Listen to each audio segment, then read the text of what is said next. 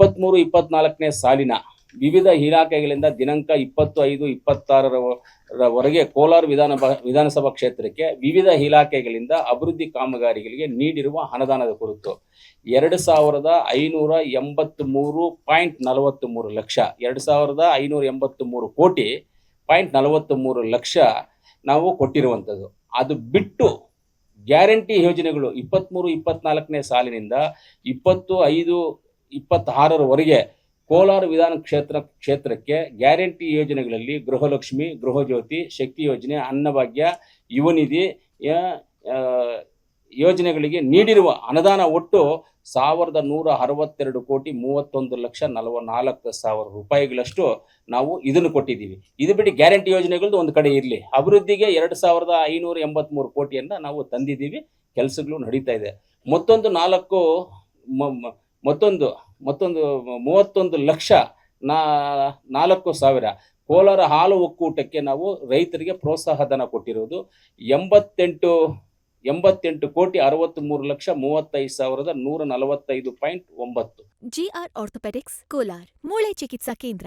ಅತ್ಯಾಧುನಿಕ ತಂತ್ರಜ್ಞಾನ ಬಳಸಿ ಎಲ್ಲ ಮೂಳೆ ಸಂಬಂಧಿ ಸಮಸ್ಯೆಗಳಿಗೆ ಪರಿಹಾರ. ಜಾಯಿಂಟ್ ರಿಪ್ಲೇಸ್ಮೆಂಟ್, ಸ್ಪೋರ್ಟ್ಸ್ ಸಂಬಂಧಿ ಸಮಸ್ಯೆಗಳು, ಮೂಳೆ ಮುರಿತ, ಸ್ಪೈನ್ ಶಸ್ತ್ರಚಿಕಿತ್ಸೆಗಾಗಿ ನುರಿತ ಮೂಳೆ ತಜ್ಞರನ್ನು ಸಂಪರ್ಕಿಸಲು 7022532255ಕ್ಕೆ ಹಿಂದೆ ಕರೆ ಮಾಡಿ. ಇಷ್ಟನ್ನ ನಾವು ರೈತರಿಗೆ ನಮ್ಮ ಮಿಲ್ಕ್ ಯೂನಿಯನ್ ಮುಖಾಂತರ ಪ್ರೋತ್ಸಾಹ ಧನವನ್ನು ಕೊಟ್ಟು, ನಾನು ಹೇಳ್ತಾ ಇರೋದು ಕೋಲಾರದು ಇಷ್ಟನ್ನು ಕೊಟ್ಟಿರುವಂಥದ್ದು ಮಾಹಿತಿಗಳನ್ನು ನಿಮಗೆ ಪ್ರತಿಯೊಂದನ್ನ ಕೊಟ್ಟಿದ್ದೀವಿ.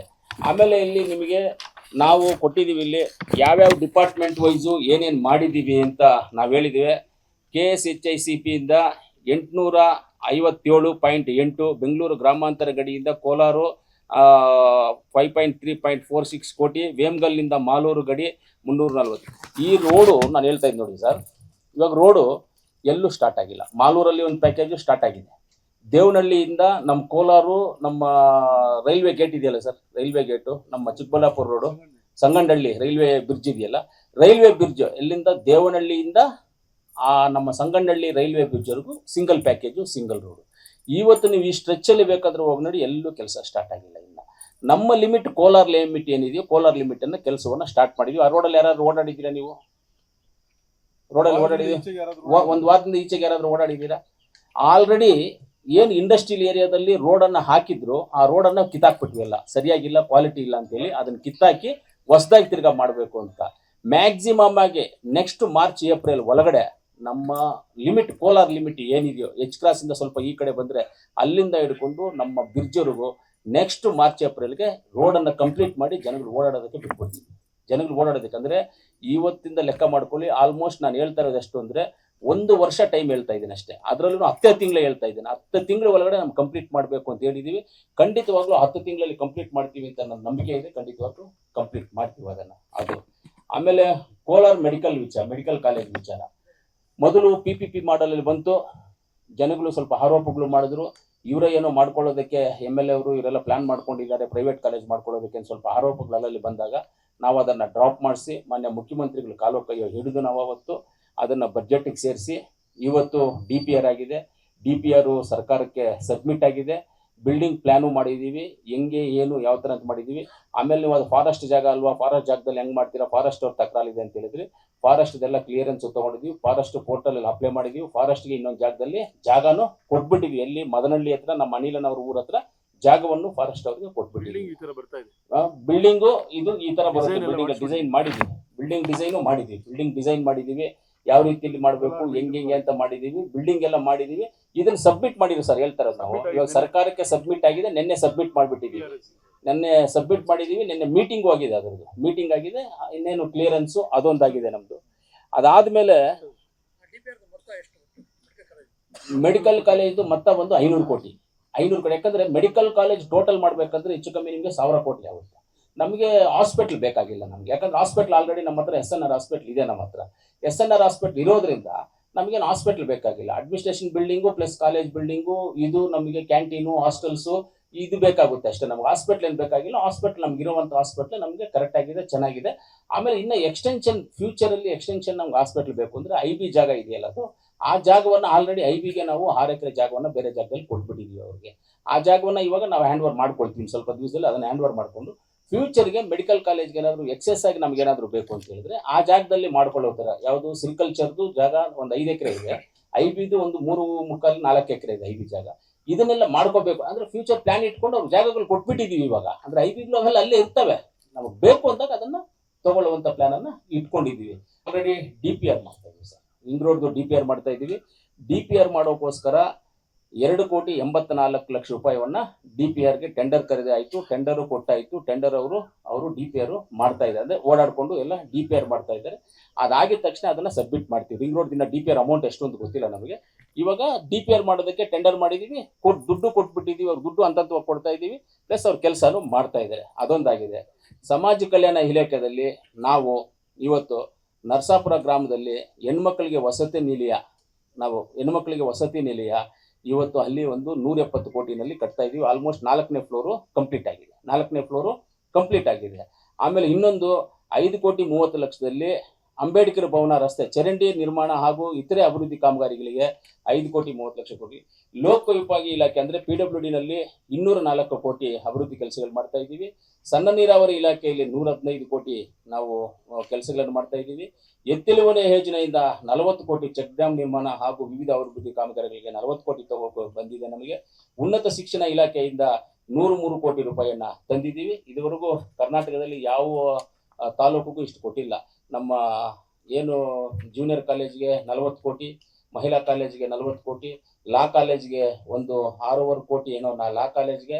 ಆಮೇಲೆ ನಮ್ಮ ವೇಮ್ಗಲ್ಲಲ್ಲಿ ಕಾಲೇಜ್ಗೆ ಅಲ್ಲಿ ಒಂದು 4 ರೂಮ್ಗೆ ಅದಕ್ಕೊಂದು 2 ಕೋಟಿ ಅಷ್ಟೇನೋ ಅದಕ್ಕೂ ಮಾಡಿದ್ದೀವಿ. ಅದನ್ನ ಒಂದು ನಾವು ಮಾಡಿದ್ದೀವಿ ಇವಾಗ ಉನ್ನತ ಶಿಕ್ಷಣ ಇಲಾಖೆಯಿಂದ. ಆರೋಗ್ಯ ಇಲಾಖೆಯಿಂದ 42 ಕೋಟಿ. ನರಸಾಪುರ, ಕ್ಯಾಲ್ನೂರು, SNR ಆಸ್ಪತ್ರೆಯಲ್ಲಿ ನಾವು ಆಲ್ಟ್ರೇಷನ್ ಮಾಡೋದಕ್ಕೆ 10 ಕೋಟಿ ರೂಪಾಯಿ. ಆಮೇಲೆ ನರಸಾಪುರದಲ್ಲಿ ಹಾಸ್ಪಿಟ್ಲು ಗುದ್ಲಿ ಪೂಜೆ ಮಾಡಿ ಕಂಪ್ಲೀಟ್ ಮಾಡಿರೋದು ನಿಮಗೆ ಗೊತ್ತು. ಆಮೇಲೆ ನಾವು ಅಂಬೇಡ್ಕರ್ ಹಾಸ್ಟೆಲ್ ನಾವೇ ಗುದ್ಲಿ ಪೂಜೆ ಮಾಡಿ ನಾವೇ ಕಂಪ್ಲೀಟ್ ಮಾಡಿ ಹುಡುಗರು ಬಿಟ್ಬಿಟ್ಟಿದ್ದೀವಿ ಒಳಗಡೆ. ಯಾವತ್ತು ಬಂದು ದಿನೇಶ್ ಗುಂಡೂರಾವ್ ಸಾಹೇಬ್ ಅದನ್ನ ಕೇಳ್ರಿ, ನಾವೇ ಪೂಜೆ ಮಾಡಿ ನಾವೇ ಇನಾಗ್ರೇಷನ್ ಮಾಡ್ತಾ ಇದ್ದ ಆಶ್ಚರ್ಯ ಅವರಿಗೆ. ಯಾಕಂದ್ರೆ ಯಾವಾಗಲೂ ನಾವು ಇನಾಗ್ರೇಷನ್ ಮಾಡಿ ನೆಕ್ಸ್ಟ್ ಇದಕ್ಕೆ ಆಗುತ್ತೆ ಅಂತ ಹೇಳ್ತಾರೆ. ಇಲ್ಲಣ್ಣ ನಮ್ದೇನಿಲ್ಲ, ನಾವು ಇಮಿಡಿಯೇಟ್ ಆಗಿ ಕೆಲಸ ಮಾಡಿಸಿದೀವಿ ಅಂತ. ಇವತ್ತು ನೀವು ನಮ್ಮ ನರಸಾಪುರ ಹಾಸ್ಪಿಟ್ಲಲ್ಲಿ ಹೋಗಿ ಆಪರೇಷನ್ ಥಿಯೇಟರ್ಸ್ನ ನಾವು ಹೆಂಗ್ ಮಾಡಿದ್ದೀವಿ ಅಂತ ನೋಡಿ. ಕರ್ನಾಟಕದಲ್ಲೆಲ್ಲಾದ್ರೂ ಆಪರೇಷನ್ ಥಿಯೇಟರ್ನ ಓಟಿನ ಆ ರೀತಿಯಲ್ಲಿ ಎಲ್ಲಾದ್ರೂ ಮಾಡಿದ್ರೆ ನೀವೇನು ಹೇಳಿದ್ರೆ ಆ ಸಿಸ್ಟಮ್ಯಾಟಿಕಲ್ಲಿ ಮಾಡಿದ್ದೀವಿ. ಹೈಟೆಕ್ ಇವತ್ತು ಎಲ್ಲೂ ಬಂದಿಲ್ಲ. ನನ್ನ ಓನ್ ಕಾನ್ಸೆಪ್ಟ್ ಅದು, ಯಾರ್ದು ಇಂಜಿನಿಯರ್ ಕಾನ್ಸೆಪ್ಟ್ ಅಲ್ಲ, ಯಾರ್ದು ಕಾನ್ಸೆಪ್ಟ್ ಅಲ್ಲ, ನನ್ನ ಕಾನ್ಸೆಪ್ಟ್ ಅಲ್ಲಿ ಮಾಡಿದ್ದೀವಿ. ಅದಕ್ಕೆ ನನಗೆ ಗೊತ್ತು ಹೆಂಗ್ ಮಾಡಬೇಕು ಅಂತ.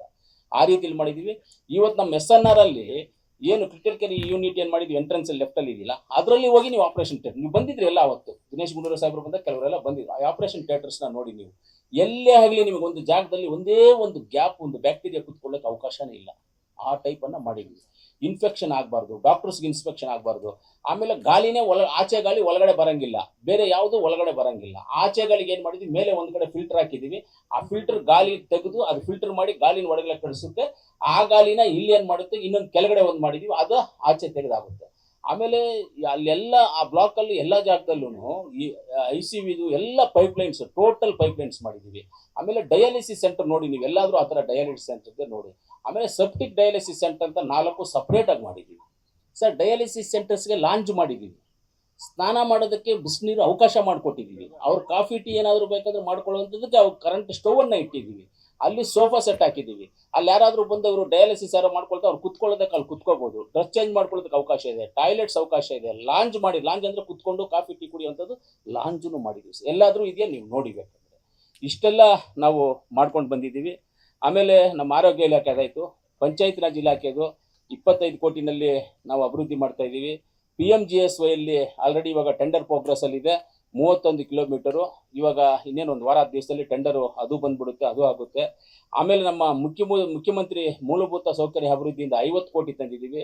50 ಕೋಟಿನಲ್ಲಿ ನಮ್ಮ ಕೋಲಾರಲ್ಲಿ ಜಿಲ್ಲಾ head quarter, district head quarter, taluk head ಕ್ವಾರ್ಟರ್ಗಳಲ್ಲಿ ಗುರುಭವನಗಳಿದ್ದಾವೆ. ಮಾಲೂರಲ್ಲಿ ಮಾಡಿದ್ದಾರೆ, ಕೆಜಾಪಲ್ಲಿ ಮಾಡಿದ್ದಾರೆ, ಮುಳಬಾಗ್ಲಲ್ಲಿ ಮಾಡಿದ್ದಾರೆ, ಎಲ್ಲ ಜಾಗದಲ್ಲೂ ಮಾಡಿದ್ದಾರೆ. ಆದರೆ ಡಿಸ್ಟಿಕ್ ಹೆಡ್ ಕ್ವಾರ್ಟರ್ಲಿ ಇದೆಲ್ಲ ಆಗಕ್ಕೆ ಮುಂಚೆ ಡಿಸ್ಟಿಕ್ ಹೆಡ್ ಕ್ವಾರ್ಟರ್ಲಿ ಆಗಬೇಕಾಗಿತ್ತು. ಇವತ್ತು ಗುರುಭವನಕ್ಕೆ 2.5 ಕೋಟಿ ನಾನು ಕೊಟ್ಟಿದ್ದೀನಿ. ಆಮೇಲೆ ಹೇಳಿದ್ರು ಸರ್ ಪೂಜೆ ಮಾಡಬೇಕು, ಗುದ್ಲಿ ಪೂಜೆ ಮಾಡಬೇಕು ಅಂತ. ನಮ್ಮ ಅಮ್ಮರು ಹೇಳ್ದ, ಸರ್ ಇಷ್ಟೊತ್ತಿಗೆ ಒಂದು 10-15 ಜನ ಪೂಜೆಗಳು ಮಾಡಿದ್ದಾರೆ, ಪೂಜೆ ಮಾಡಿ ಗಡ್ಪಾರ್ಗಳು ಹೊಡೆದು ಅದೇನೋ ಗೊತ್ತಿಲ್ಲ, ಅಲ್ಲೇನೋ ಆಗ್ತಾ ಇಲ್ಲ ಸರ್ ಅಂತ ಹೇಳಿದ್ರು. ಹಂಗಾದ್ರೆ ಅಮ್ಮ ನಾನು ಹೋಗೋದು ಬೇಡ, ಅಮೌಂಟ್ ಕೊಟ್ಬಿಡ್ತೀನಿ, ಕೆಲಸ ಸ್ಟಾರ್ಟ್ ಮಾಡ್ಕೊಂಡು ಹೋಗ್ತಾ ಇರಲಿ ಅಂತ. ಸರ್ ಅದು ಟೋಟಲ್ ಆಗಿ ಕನ್ಸ್ಟ್ರಕ್ಷನ್ ಕಾಸ್ಟ್ 5.5 ಕೋಟಿ ಇದೆ ಸರ್. ಅದು 5.5 ಕೋಟಿನಲ್ಲಿ ಇವಾಗ ನಾವು 2.5 ಕೋಟಿ ನಾವು ಕೊಟ್ಟಿದ್ದೀವಿ. ನಮ್ಮ XMP ಮುನ್ಸಮ್ಮಣ್ಣ ಅವರು ಒಂದು 25 ಲಕ್ಷ ಕೊಟ್ಟವ್ರೆ. ಅನಿಲ್ ಅನ್ನೋರು 20 ಲಕ್ಷ, ಅನಿಲ್ ಅನ್ನ 25, ನೀವು 10 ಇವರು 10 ಲಕ್ಷ ಕೊಟ್ಟಿದ್ದಾರೆ ಅದಕ್ಕೆ. ಇವಾಗ ನಾನು ಒಂದು 2.5 ಕೋಟಿನೂ ಕೊಟ್ಟಿದ್ದೀವಿ ಇದಕ್ಕೆ, 2.5 ಕೋಟಿ. ಈ 2.5 ಕೋಟಿ ಕೊಟ್ಟದ ನಮ್ಮ ನಜೀರನ್ನ ಅವ್ರಿಗೆ ಹೇಳಿದ್ವಿ ನಾವು 2.5 ಕೋಟಿ ಕೊಡ್ತಾ ಇದೀವಿ ಸರ್ ಅವ್ರಿಗೆ ಅಂತ. ಕೊಡ್ರಿ ಇನ್ನೂ 1 ಕೋಟಿ ಗುರುಗಳಿಗೆ, ಅವ್ರಿಗೆ ಇರ್ಬೇಕ್ರಿ, ಅವರು ಟೀಚರ್ಸ್ ಇರ್ಬೇಕ್ರಿ ಅವರು ಅಂತ ನನ್ನ ಮೇಲೆ ಬಿದ್ಬಿಟ್ರು ಅವರು. ಸರ್ ಆಲ್ರೆಡಿ 2.5 ಕೋಟಿ ಕೊಟ್ಟಿದ್ದೀನಿ ಸರ್, ಬೇಕಾದ್ರೆ ಮಿಕ್ಕಿದ್ ಕೊಡೋಣ ಬಿಡಿ ಸರ್ ಅಂತ ಹೇಳ್ತಾರೆ. ಅವ್ರು ಇನ್ನೂ 1 ಕೋಟಿ ರೂಪಾಯಿ ಕೊಡಬೇಕು ಅಂತ ಹೇಳಿದ್ರೆ ಅವಶ್ಯಕತೆ ಇದ್ದಾಗ ನಾನು ಖಂಡಿತವಾಗ್ಲೂ ಕೊಡ್ತೀನಿ. ಅವಶ್ಯಕತೆ ಇದ್ದಾಗ ಗುರುಭವನಕ್ಕೆ ಖಂಡಿತವಾಗ್ಲೂ ಕೊಡ್ತೀವಿ. ಅದನ್ನು ಕನ್ಸ್ಟ್ರಕ್ಷನ್ ನಡೀತಾ ಇದೆ, ನೀವೆಲ್ಲ ನೋಡ್ಬೋದು ಸರ್. ಅಲ್ಲಿ ಗುರುಭವನ ಕನ್ಸ್ಟ್ರಕ್ಷನ್ ನಡೀತಾ ಇರೋದು ನೀವೆಲ್ಲ ನೋಡಿರ್ತೀರಾ, ನೋಡ್ಬೋದು. ನಿನ್ನೆ ನಾನು ಹೋಗಿ ನೋಡ್ಕೊಂಡು ಬಂದೆ. ಅದು ಬಿಟ್ಟು ಗುರುಭವನದ ಬಿಟ್ಟು ಇನ್ನ ಅಭಿವೃದ್ಧಿ ಕಾಮಗಾರಿಗಳು, ಆಮೇಲೆ ಕುಡಿಯೋ ನೀರಿನ ಪ್ಲ್ಯಾಂಟು, ಆಮೇಲೆ ರಸ್ತೆಗಳು ಮಾಡ್ತಾ ಇರೋದು, ಆಮೇಲೆ ಐಮ್ಯಾಕ್ಸ್ ಲೈಟ್ಸ್ ಆಗ್ತಾ ಇರೋದು, ಇದೆಲ್ಲವನ್ನು 50 ಕೋಟಿ ಹಣದಲ್ಲಿ ಮಾಡಿದ್ವಿ.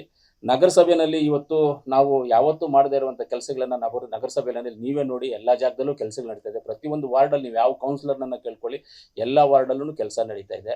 ಅದು ಬಿಟ್ಟು ನಗರಸಭೆಯಿಂದ ಇವಾಗ ಕಟ್ಟಡಗಳು, ನಗರಸಭೆ ಕಟ್ಟಡ ಕಟ್ತಾ ಇದ್ದೀವಿ. ಇನ್ನೂ ಒಂದು 10 ಕೋಟಿ ಬೇಕಾಗಿದೆ. ಅದಕ್ಕೆ ಇಷ್ಟರಲ್ಲಿ ಅದನ್ನು 10 ಕೋಟಿ ರಿಲೀಸ್ ಮಾಡ್ತೀವಿ. ಅದನ್ನೇ ನಾವು ಇಲ್ಲಿ ತೋರಿಸಿಲ್ಲ, ರಿಲೀಸ್ ಮಾಡಿಸ್ತೀವಿ. ಅದನ್ನು ರಿಲೀಸ್ ಮಾಡಿಸ್ತೀವಿ. ಅದೊಂದು ಮಾಡ್ತಾ ಇದ್ದೀವಿ. ಅದಾದಮೇಲೆ ನಾವು ಇವತ್ತು ಅಲ್ಲಿ ತರಕಾರಿ ಮಾರ್ಕೆಟನ್ನು ಮಾಡ್ತಾ ಇದ್ದೀವಿ. ಈ ಕಡೆ ಇನ್ನೊಂದು ಮಾರ್ಕೆಟ್ ಇತ್ತು, ಅದನ್ನು ರಿನೋವೇಷನ್ ಮಾಡಿ ಹೈಟೆಕ್ ಆಗಿ ಮಾಡ್ತಾ ಇದ್ದೀವಿ. ಅವ್ರಿಗೆ ಒಳ್ಳೆ ಟಾಯ್ಲೆಟ್ಸು, ಒಳ್ಳೆ ಫೆಸಿಲಿಟೀಸು, ಒಳ್ಳೆ ಲೈಟ್ಸು, ಒಳ್ಳೆ ಸಿಸ್ಟಮ್ಮು ಎಲ್ಲವನ್ನು ಮಾಡಿ ಅದನ್ನು ಇವತ್ತು ಒಂದು 15 ಕೋಟಿ ವೆಚ್ಚದಲ್ಲಿ ಮಾಡ್ತಾ ಇದ್ದೀವಿ. ಆಮೇಲೆ ನಗರಸಭೆಯಲ್ಲಿ ಡೆಲ್ಟಲ್ಲಿ ನಾವು 16.2 ಕೋಟಿ ಬಸ್ ನಿಲ್ದಾಣ ಅಭಿವೃದ್ಧಿ, ಚಿಕ್ಕಬಳ್ಳಾಪುರ ರಸ್ತೆ ಅಭಿವೃದ್ಧಿ ಇವಾಗ ಮಾಡ್ತಾ ಇದೀವಿ. ಆ ರೋಡ್ನ ಆಲ್ರೆಡಿ ಮಾಡ್ತಾ ಇದೀವಿ. ಹಳೆ ಬಸ್ ಸ್ಟ್ಯಾಂಡನ್ನು ನಾವು ರಿಪೇರಿ ಮಾಡಿ ಅದನ್ನು ಕಮರ್ಷಿಯಲ್ ಕಾಂಪ್ಲೆಕ್ಸ್ ಮಾಡಿ ರಿಪೇರಿ ಮಾಡೋದಕ್ಕೆ ಅದನ್ನು ತೊಗೊಂಡಿದ್ದೀವಿ. ಅದನ್ನು ಎಲ್ಲ ಆಗಿದೆ. ಅದು ಆಗಿದೆ, ಕೆಲಸ ಸ್ಟಾರ್ಟ್ ಆಗಿಲ್ಲ. ಯಾಕಂದರೆ ಟೆಂಡರ್ಗಳು ಇದೆಲ್ಲ ಆಗಬೇಕು. ನಾವು ಆದೇಶಗಳಾಗಿ ನಮಗೆ ಬಂದಿರೋದನ್ನು ನಿಮ್ಗೆ ಹೇಳ್ತಾ ಇದ್ದೀವಿ ಅಷ್ಟೇ. ಆದೇಶಗಳಾಗುವಂಥದ್ದು ಇನ್ನಿಷ್ಟಿದೆ. ಆದೇಶಗಳಾಗೋದು ಎಲ್ಲ ಅಪ್ರೂವಲ್ ಆಗಿರೋದು, ಫೈನಾನ್ಸ್ ಡಿಪಾರ್ಟ್ಮೆಂಟ್ ಕ್ಲಿಯರ್ ಆಗಿ ಬರೋದು ಇನ್ನೂ ಇಷ್ಟಿದೆ ನಮಗೆ. ಅದು ಫೈನಾನ್ಸ್ ಡಿಪಾರ್ಟ್ಮೆಂಟಿನ ಕ್ಲಿಯರೆನ್ಸ್ ಇಲ್ಲದೆ ಇರೋದನ್ನು ನಾವು ಹೇಳ್ತಾ ಇಲ್ಲ ನಿಮಗೆ.